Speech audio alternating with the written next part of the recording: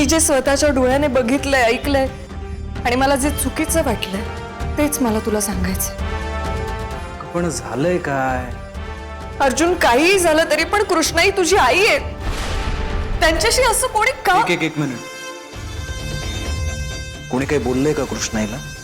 ज्या दिवशी हॉस्पिटलमध्ये तू बेशुद्ध होऊन ऍडमिट झाला होतास ना, तेव्हा तुला भेटायला कृष्णाई आणि प्रिया आल्या होत्या। गाळीत चिरणारा कधी काळजी नाही करत।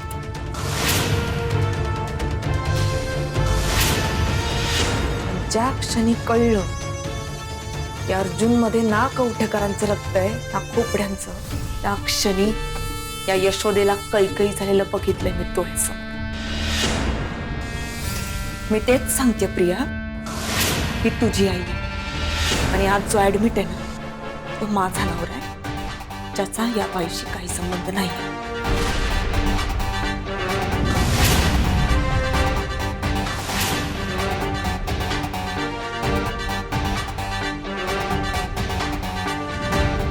हा इथे आहे तुझा इंटरव्ह्यू, तरीच तू मला नको नको म्हणत होतास का? कुठं बोललास माझ्याशी?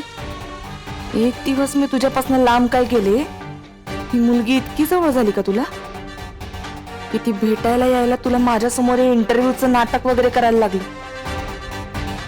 सावे, जा आणि तुझ्या मनात काय आहे ते बोल। सावित्री मॅडम, तुम्ही इकडे काय करताय? दादा तुम्ही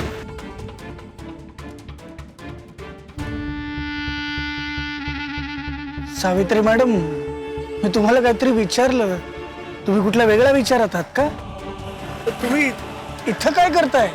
नाही, काय नाही, ते छोटस काम होतं इकडे, झालं काम झालं। बरं झालं तुम्ही मला इथंच भेटलात। खरं तर मी तुमच्या घरीच येत होतो तुम्हाला भेटायला। का? नाही म्हणजे काही काम होतं का? सावित्री मॅडम, दादा दादा काय करताय तुम्ही? हेच केलं पाहिजे, हीच वेळ आली आमच्यावरती। खरं तर मी का आणि कुठल्या तोंडानं तुम्हाला हे सांगतोय मला खरंच कळत नाहीये, पण आता तुम्हीच ज्या आम्हाला या धर्मसंकटातनं वाचवू शकता। धर्मसंकटातनं? कोणाला? समस्त कवठेकर कुटुंबाला।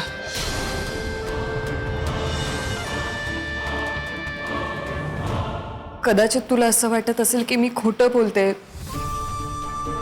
मी तुम्हा दोघांमध्ये आग लावण्याचा प्रयत्न करत असेल असं वाटत असेल, पण शेवटी सावित्री तुझी बायको आहे आणि मी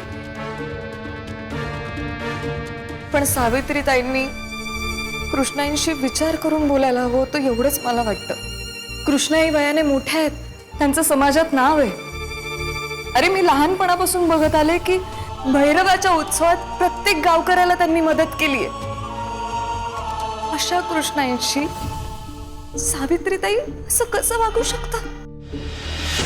प्रत्येकाच्या घरात काही ना काही प्रॉब्लेम असतो, तुमच्याही घरात असेल, पण म्हणून हे असं? मनाली थँक्स। थँक्स का? काय आहे, काही गोष्टी आहेत ना त्या कळणं गरजेचं असतं। तू मला जर ही गोष्ट सांगितली नसतीस ना तर मलाही कळलीच नसती। कृष्णाईने तर मला जन्मात सांगितलं नसतं, सावित्री तर दूरच। त्याआधी सावित्रीने बऱ्याच गोष्टी माझ्यापासून लपवल्यात, त्यात ही एक। थँक गॉड तू तिथे होतीस।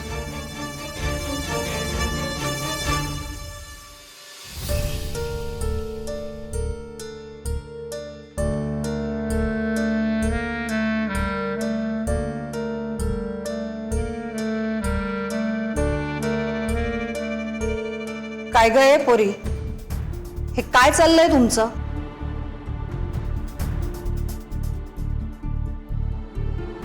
अक्का, काय नाही, अर्जुन आला होता, त्याला परवा काय घडलं ते सगळं सांगितलं। हे असं असं म्हणजे?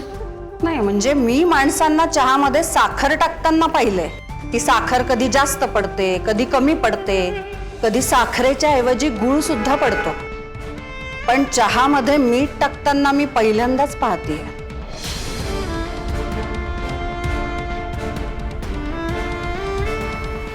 का तू आणि तुझे तर्कवितर्क. मला जे योग्य वाटलं पटलं तेच मी केलं, बाकी काही नाही.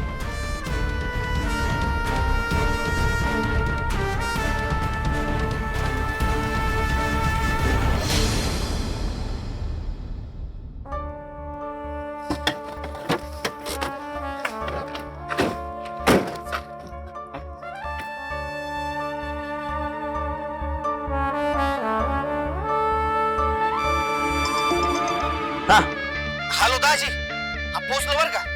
आपली पोरं घेतली आता एकेकाची अशी सुट्टी करतो ना, कसे काम करत नाही तेच बघतो. शाबास शाबास. आता एक काम कर, आतल्या बाजूला ती सगळी कामगार ठिय्या मांडून बसली असत्या. आतमध्ये शिरला कुणाला काय विचारायचं नाही, डायरेक्ट खाण्याला सुरुवात करायची. काय हा सगळ्या पंटर लोकांना सांगून ठेव, दिसल त्याचा फक्त बुकना पाडायचा आहे. बरं दाजी.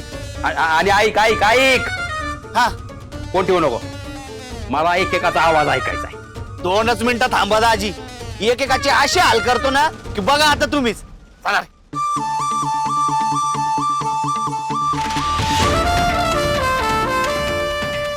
मायला येत तर कोणीच नाही. ए भाईड्या, हॅलो दाजी. कुणाचाच आवाज काय ऐकूया ना मला. आव दाजी, इथं माणूस काय एक काळ कुत्र पण नाही. काय तूच कुठतरी पाचाकला असशील, त्याच्यामुळे तुम्ही जायच्या आधी सगळेजण गेले निघून. भाईड्या, तुला ना एक काम धड जमत नाही, काय आमचे बॉम्ब आहे. हा तर मी इथं. दाजी 1च मिनिट थांबा, मी आज जाऊन बघतो. हा ऐ, तुम्ही सगळे इथंच थांबा, मी आज जाऊन बघतो. हा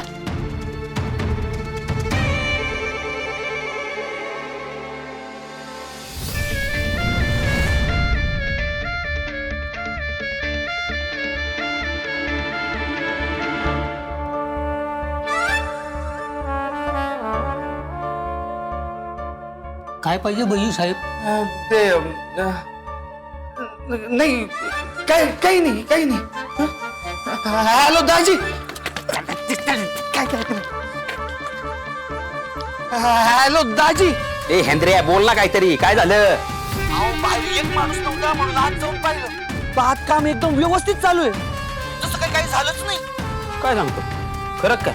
माझी नाही, तुमची शपथ, तुमची शपथ. हे एकदम बेस झालंय. एक काम कर, कारखान्यात जाऊन बघ. तिकडचा संप मिटलाय का? नाही, तिकडे नाही गेलो मी. अरे मग गाड्या काढा आणि जा ना तिकडे आपल्या माणसांना घेऊन. तिकडं सगळं कामकाज ठीकठाक चालू असेल तर ओके, नाहीतर योग्य नियोजन झालेलंच आहे. करेक्ट कार्यक्रम करून टाक. काय वय दाजी, लगेच जातो. अरे चला तिकडं, चला चला. वायला एकेकाच्या कवटेकोर बलराम कवटेकरचं ऐकत नाही बे. कसं व्हायचं यांचं? काय रे, असेल काय झालं? काहीच नाही झालं बाबा, व्हायच्या आधीच सगळं झालं. काय बोलतोय बल्लू? काही झालंच नाही मामा, व्हायच्या आधीच सगळं झालंय. हे असलं गोंधळात टाकू नको. काय ते स्पष्ट बोल तर. मामा, आता जिकडे जाईल तिकडे फक्त आपली धावा, बाकी भैरव देवाची दुवा. आपली माणसं ऑफिस मध्ये जाणार आहेत, त्याची खबर लागली ना लागली, पुंग्या टाईट हादारली सगळी, कामकाज सुरू. आता बोल. काय आबा, कामकाज सुरू झालं? मग नाही पण हे असं कसं काय होऊ शकतं ना? कसं काय होऊ शकतं? इतक्या लगेच खबर कशी काय जाईल? मला सांगा, आत्ता आत्ता माझ्या समोर तू त्या भैयूला सांगितलं, लगेच खबर पोचली? अरे ऑफिसच्या लोकांना काय आपल्या मनातलं कळायला लागलं का काय? हो मामा. एक वेळेस इथं ऑफिसमध्ये समजा काही राडा झाला असता, त्याची खबर जर कोणी कारखान्यात दिली असती, तिकडे कामकाज सुरू झालं असतं तर मान्य, पोचली असेल खबर म्हणून. दोन्हीकडे शांत आहे. इथं पण राडा नाही, तिथं पण राडा नाही, इथं पण गमजन नाही, तिथं पण गमजन नाही. मग ही खबर दिली कुणी बोललो? मी.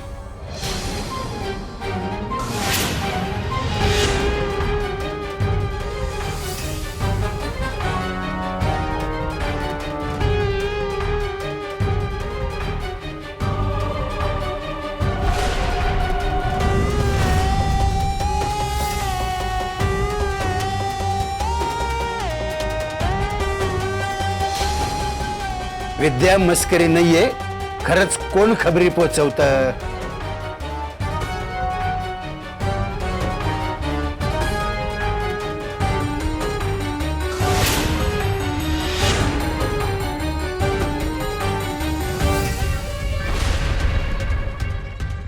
मला का बघतोय? नाही नाही, बघत नाहीये. तुझ्या मंद मेंदूची आत्ता जी मंद गतीने हालचाल होते ना, ती शांतपणे ऐकण्याचा प्रयत्न करतो. मामा, कधी येणार रे तुझ्या लाडक्या भाच्याला अक्कल? उलट बोलायचं काम नाही आहे. स्वतः खाली आहे ना माती, मग आता शांतपणे ऐकायचं. मामा, ना कुणी तुमची खबर तिथं पोहोचवली, ना त्यांना कुणी सांगितलं की बलरामनं त्यांना मारायला गुंड पाठवलेत. मग हे अचानक कामकाज कसं काय सुरू झालं? काय आहे, एक गोष्ट लक्षात ठेवायची, किती झालं तरी माणसं उगवत्या सूर्याला नमस्कार करतात, मावळते नाही. माणसं कामाला लागली आहेत कारण त्यांना मी सांगितलं. म्हणजे थेट मी नाही लावलं कामाला, पण ज्या व्यक्तीमुळे ते सगळे कामाला लागलेत त्या व्यक्तीला समजवण्याचं काम मी केलं. ती व्यक्ती कन्व्हिन्स झाली आणि त्या व्यक्तीने त्या सगळ्या माणसांना समजवलं आणि ती कामाला आलीत. कोण आहे ती व्यक्ती? सावित्री.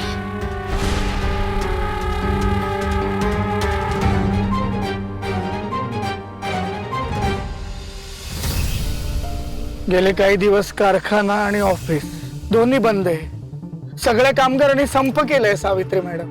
अर्थात करणारच दादा संप. मला नाही वाटत यात काही चुकीचं आहे. एक माणूस जो अख्ख्या कंपनीला सांभाळून घेऊन काम करतोय, त्याला मारहाण होते, पर मारहाण होते त्याचं कारण कळत नाही, कंपनी त्याची जबाबदारी घेत नाही, पोलीस कंप्लेंट करत नाही, की मालक साधं येऊन हॉस्पिटलमध्ये विचारपूस करत नाही. सांगा काय होणार दुसरं? अर्जुनवर आरोप केले, त्याला या सगळ्या प्रकरणात अडकवायचा प्रयत्न केला. म्हणजे आता सावित्री मॅडम, सगळं मान्य आहे मला, सगळं मान्य आहे मला, पण मला सांगा, सगळेच अर्जुन सारखे किंवा त्याच्या विचारांचे असू नाही शकत ना जगात. काही लोक असतात बलराम सारखे. मला फक्त एवढंच कळतंय की सध्या कंपनीचं आणि सगळ्यात महत्वाचं म्हणजे कामगारांचं खूप मोठं नुकसान होतं आणि ते होऊ नये असं मला मनापासून वाटतं.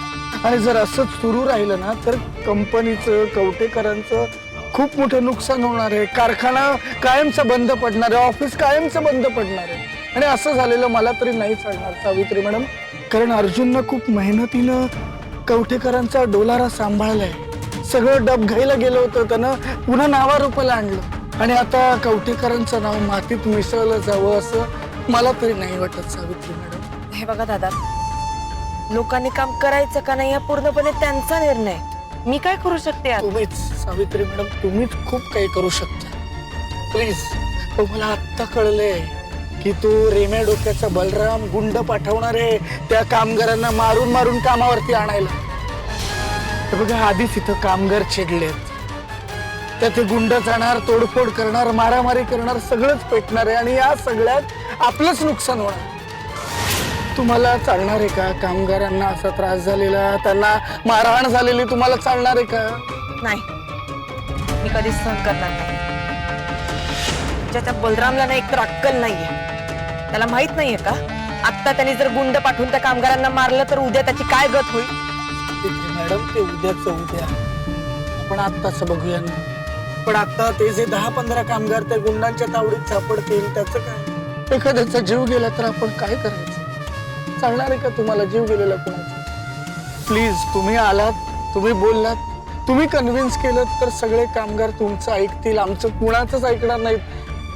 सावित्री मॅडम, हवं तर मी तुमचे पुन्हा पाय धरतो. दादा दादा प्लीज प्लीज असं नका करू प्लीज. सावित्री मॅडम, मी तुम्हाला विनंती करतोय, एक भाऊ म्हणून विनंती करतो, प्लीज प्लीज तुम्ही चला.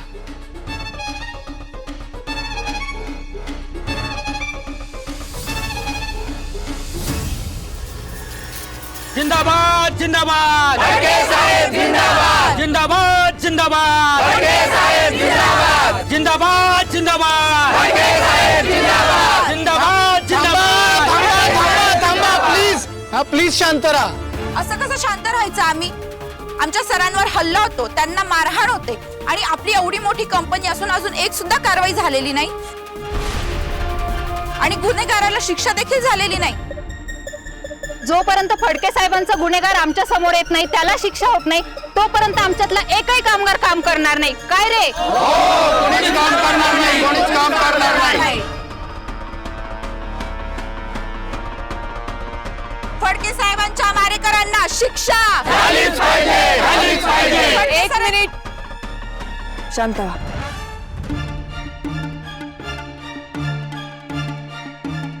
हे बघा, आपल्या फडक्यांबरोबर काय झालंय ते अत्यंत चुकीचं आहे आणि आपल्या अर्जुन सरांबरोबर जे झालंय तेही अत्यंत चुकीचं आहे. आता तुम्ही तर पाहिलंय, ही कंपनी उभी करायला, हा कारखाना मोठा करायला अर्जुन सरांनी स्वतःचा जीव ओवाळून टाकलाय. बघितलंय ना तुम्ही?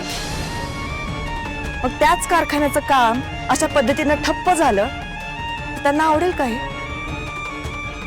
ते नेहमी तुमचा विचार करत आले. आपल्या कंपनीचा प्रत्येक कामगार कंपनीचा मालक आहे हे म्हणत आलेत ते. आता तुम्ही कामगारच जर मालक असाल तर कोणता मालक आपली कंपनी बंद करून सोडून जाईल सांगा मला? या कंपनीमुळे तुम्हाला रोजगार मिळतो ना, या कंपनीमुळे तुमच्या घरची चूल पेटते ना. मग असा जर संप सुरूच ठेवला तरी कंपनी, हा कारखाना, अहो सगळंच गोत्यात येईल आणि आपणच आपल्या पोटावर लाथ मारून घेऊ. ते सगळं बरोबर आहे मॅडम, पण आपल्या फडके सरांवर मला हल्ला माहितीये मला, पण हा संप सुरू ठेवला तर त्यांचा खरा गुन्हेगार सापडणार आहे का? हे बघा, फडक्यांचा खरा गुन्हेगार आज आणि उद्या कधी ना कधी तरी सापडणारच आहे. त्याला योग्य ती शिक्षा केली जाणार आहे. पण तुम्ही नका असं अडून राहू. हा, मी कळकळीची विनंती करते, काम थांबवू नका प्लीज, हात जोडते. तुमचा शब्द आमच्यासाठी लाखमोलाचा आहे. तुमचा शब्द आम्ही कधीच खाली पडू देणार नाही. मॅडम, अर्जुन सर ऑफिसला कधी येणार आहे? आम्हाला आमचे अर्जुन साहेब हवेत. तुमच्या अर्जुन साहेबांना इथे परत आलेलं पाहायचंय ना तुम्हाला? मग त्यांनी परत यावं असं तुमची खरंच इच्छा असेल तरी ऑफिस सुरू ठेवा. तेच जर बंद व्हायच्या मार्गावर असेल तर त्यांच्या येण्याला काय अर्थ आहे? होईल, सगळं नीट होईल, फक्त तुम्ही साथ सोडू नका. हो मॅडम, तुम्ही बोललात ना, झालं तर चला रे कामावर जाऊ. अर्जुन साहेबांचा अर्जुन साहेबांचा अर्जुन साहेबांचा अर्जुन साहेबांचा. हे एवढं सगळं केलं तेव्हा तुझे कामगार कुठंतरी काम करायला तयार झाले. त्यांना अर्जुनच हवाय आणि आपण अर्जुनची जागा कशी घेऊ शकू याच्यावर जरा अक्कल लढवा. मामा, सावित्री काय म्हणली माहितीये का? एका जरी कामगाराला दुखापत झाली असती ना गुंडांकडनं तर अख्ख्या गावानं हा वाडा जमीनदोस्त केला असता. मग काय केलं असतं आपण? जुलमाचं राज्य करायला मुळात प्रजा असावी लागती. मामा, तुझ्या डोक्यात जरा घुसत असेल ना तर समजाव तुझ्या रेमेला, लाडक्या भाच्याला.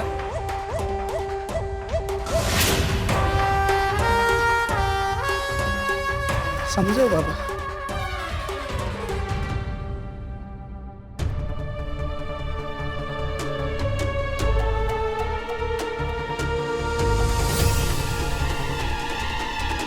मी सांगतो त्याला काय म्हणायचंय ते. हा, मग एवढा पण आडान नाही मी. एवढ्या दिवसामध्ये एक काम काय केलं, लय बढाया मारायला लागला हो. बल्लू, तो जे तुला आत्ता बोलला ते महत्वाचं नाहीये.